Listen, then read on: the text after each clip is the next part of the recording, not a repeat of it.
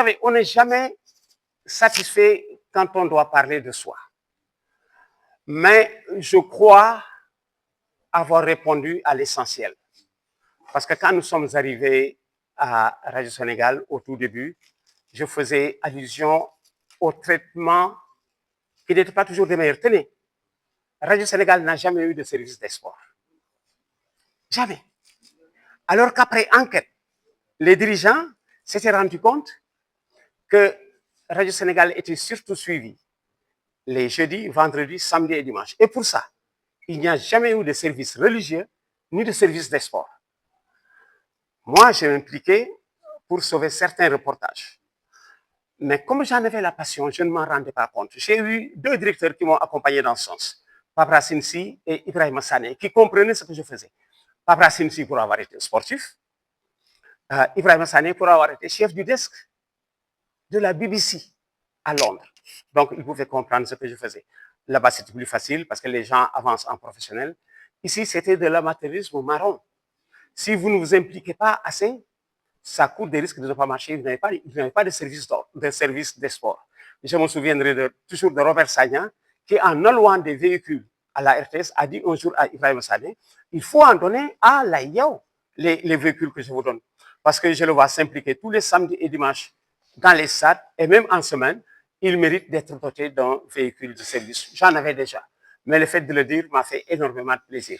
Et quand c'est pour assouvir une passion, vous ne vous en rendez pas compte, mais je souhaite que Radio Sénégal ait un jour un service des sports. Parce que notre amateurisme est là. Quelqu'un a dit, si vous parcourez les rues du Sénégal, de Dakar, vous ne vous rendez pas compte de la passion du football dans ce pays.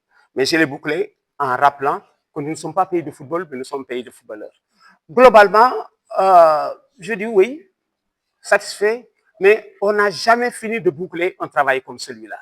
Mais la relève est là et il y a espoir qu'ils aillent plus loin parce que déjà quelqu'un comme Pathé Faldier avait beaucoup fait. Parce que le multiplex de Radio Sénégal du dimanche est né de Pathé. Alou, qui était un des meilleurs producteurs extérieurs de la radio.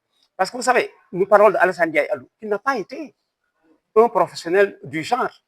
Alou était enseignant. Il était directeur d'école. Il a été directeur de l'école fédérale et de l'école Clémenceau. Mais comme le journalisme est jeune, la première génération formée est seulement de 1972. En 1972, le métier était déjà vieux. D'où sont sortis les premiers journalistes? C'était des enseignants qui venaient accompagner la radio en producteur extérieur. Alain Ndao et de ça et de cela. Pathé Faldier, qui a également enseigné. Alassane Ndiaye Alou et tant d'autres journalistes qui sont passés par l'enseignement. Alors, il est temps que Radio Sénégal s'organise, puisque le président Abdou Diouf nous a montré la voie, tout comme Habib Thiam, parce que les gens, ils cherchaient, comme on dit, à les servir ailleurs, alors que attendez ce service au sport. Quand Abdou Diouf me dit, pourquoi vous avez interrompu le reportage? Je rétorque, c'était l'heure des informations en langue nationale, et lui de me dire, ça peut attendre. C'est le président de la République qui dit que ce journal en langue nationale pouvait attendre. Le plus important en radio, c'est vrai, c'est le direct. Mais un jour, ça devrait mieux aller.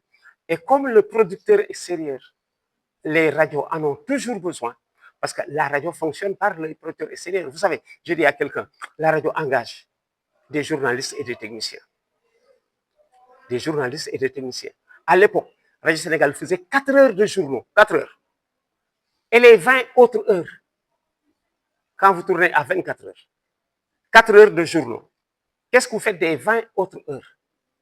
Ce sont les producteurs extérieurs qui sont là.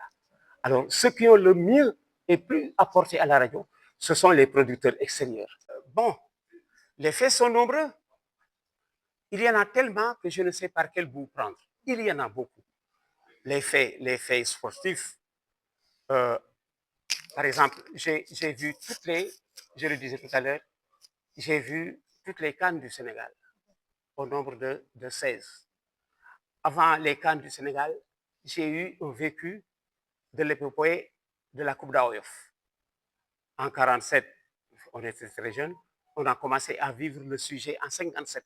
Par exemple, on avait une dizaine d'années quand le Réveil de Saint-Louis a gagné la Coupe d'Aoyof et est rentré à Saint-Louis avec. C'est parti de là. Bon, les faits sont nombreux. Depuis les anciens, Gorée qui a dominé l'AOF. Aujourd'hui, il y a l'équipe nationale du Sénégal qui a réussi à se donner une première étoile. Parce que comme disait l'autre, c'est un empire sur lequel le soleil ne se couche jamais. Il y a toujours quelque chose qui fait courir. Les Coupes d'Afrique du basket, je me souviens de la finale de 79 avec l'ASFA. Ça m'avait marqué parce que émaillé d'incidents. Après la finale n'est pas allée à terme. Il restait 2 minutes. Quand le terrain a été envahi, on est resté dans le stadium pendant 6 heures. Et c'est Amadou Belali, ambassadeur du Sénégal, qui demande à Bokassa de nous sortir de la salle de basket. Bokassa s'est exécuté. Il y en a. Et je dis, tout ça, ce sont des choses qui vont venir dans mon propre livre. Parce que celui que j'ai commenté ne m'appartient pas. Il appartient au football sénégalais. Tellement juste que je l'ai appelé les grands moments du football sénégalais. Dans le deuxième, ce sera Abdoulaye Diaw, sportif à vie. Et ce sera l'occasion d'y rappeler tout ceci, notamment avec le basket. Parce que la performance du basket, elle est mondiale. Les gens n'y font pas attention. Le basket féminin, qui a participé à... on est aujourd'hui à 27 éditions de Coupe d'Afrique. En 86, on n'y est pas allé à Maputo pour cause de tribulation au sein de la fédération.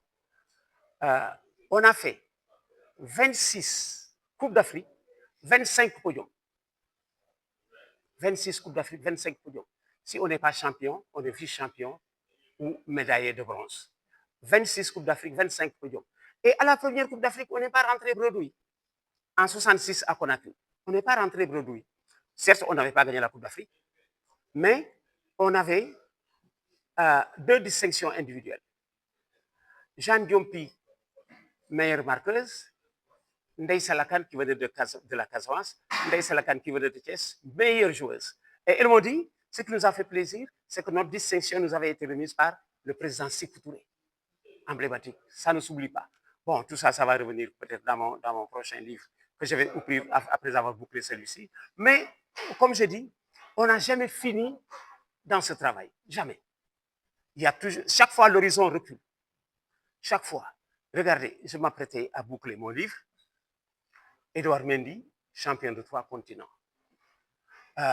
L'autre, Pape Matar Sarr, champion d'Angleterre, après Sadio Mané. Ce sont des choses à réajuster. Le foot de plage, qui fait 2 demi-finales de Coupe du Monde. Le plus titré chez les Lions, c'est le gardien du foot de plage, Al-Seyni Ndiaye. Alors tout ça, c'est à réajuster dans le livre. Autrement, ça peut peut-être laisser une place vide. On leur dira que le livre avait été déjà bouclé. Mais il y en a qui vous diront, bon, mais il faut toujours attendre le moment propice pour le boucler, parce que ce sont des faits qui méritaient d'y entrer. Voilà comment j'avance à pas feutré, jusqu'au moment où peut-être on sentira peut-être qu'on peut s'arrêter. Mais on n'a jamais fini. Comme disent les Wolof, da ngay def rek ba fi nga mën a yem nga bàyyi keneen ñëw.